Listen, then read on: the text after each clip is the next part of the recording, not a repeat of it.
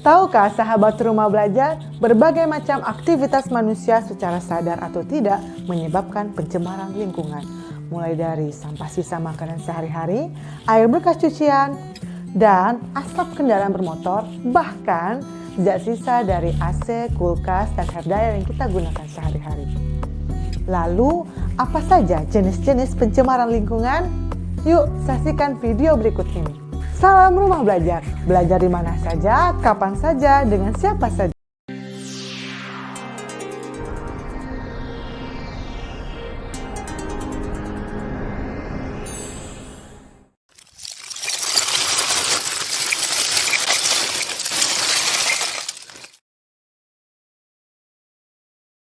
Halo sahabat rumah belajar, kembali lagi dengan Miss Suci. Pada kesempatan kali ini kita akan mempelajari mengenai jenis-jenis pencemaran lingkungan.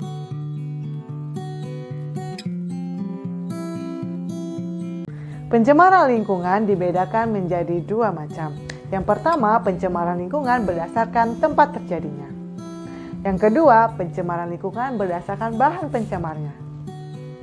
Pencemaran yang disebabkan oleh bahan pencemarnya dibedakan menjadi tiga kelompok. Yang pertama, pencemaran kimiawi, pencemaran biologi, dan pencemaran fisik.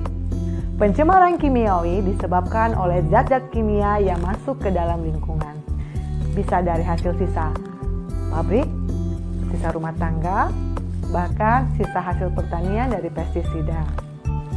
Sedangkan untuk pencemaran biologi, itu disebabkan oleh mikroorganisme yang bisa mencemari perairan, tanah yang ada di lingkungan kita. Bisa disebabkan oleh mikroorganisme bernama Salmonella typhi dan Escherichia coli.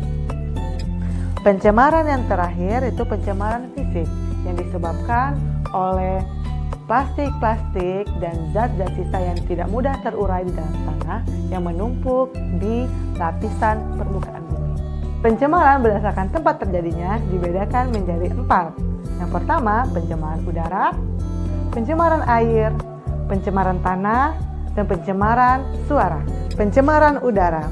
Pencemaran ini disebabkan oleh komposisi udara di atmosfer melebihi batas normal.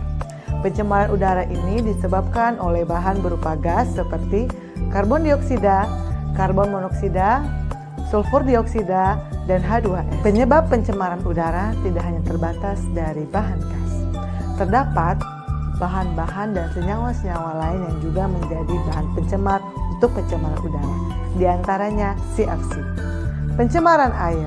Pencemaran ini dapat kita lihat dari kualitas air yang ada di lingkungan kita. Apakah air itu keruh, berbau, memiliki rasa yang aneh? Ini bisa menjadi indikator awal untuk melihat sejauh mana pencemaran itu terjadi. Tahapan selanjutnya untuk melihat bagaimana air itu bisa tercemar ialah dengan melihat seberapa besar kelarutan oksigen yang ada di dalam sana. Pencemaran tanah. Pencemaran ini terjadi akibat penumpukan bahan-bahan polutan dan bahan-bahan limbah yang tidak mampu terurai di permukaan bumi. Apa saja bahan-bahan polutan yang bisa menyebabkan pencemaran tanah? Itu bisa kita temukan dari plastik, logam, besi-besi, dan sisa-sisa industri. Pencemaran suara. Pencemaran ini paling banyak tidak dihiraukan oleh manusia. Padahal banyak sekali efek negatif dari pencemaran suara.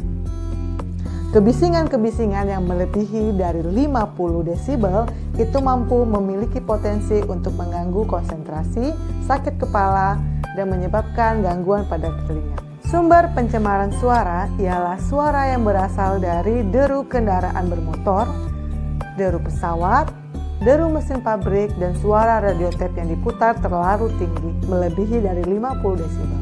Sahabat rumah belajar, itulah tadi penjelasan singkat mengenai jenis-jenis pencemaran lingkungan. Nah, ayo sekarang sahabat, coba kerjakan kuis berikut ini.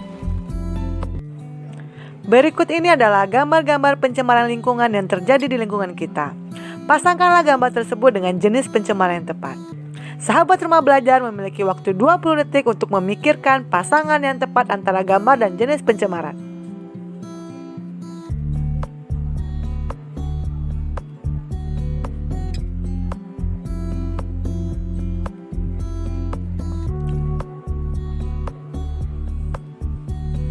Oke, waktunya habis. Dan inilah jawaban yang benar.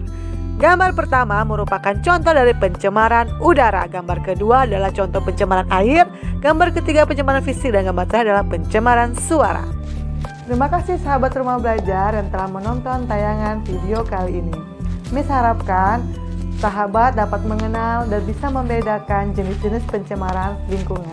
Dan mari kita sama-sama menjadi manusia-manusia bijak yang mampu mengurangi pencemaran lingkungan yang ada di dunia ini. Mulai dulu dengan gerakan yang sangat sederhana. Mari buang sampah pada tempatnya. Salam Rumah Belajar, belajar di mana saja, kapan saja, dengan siapa saja.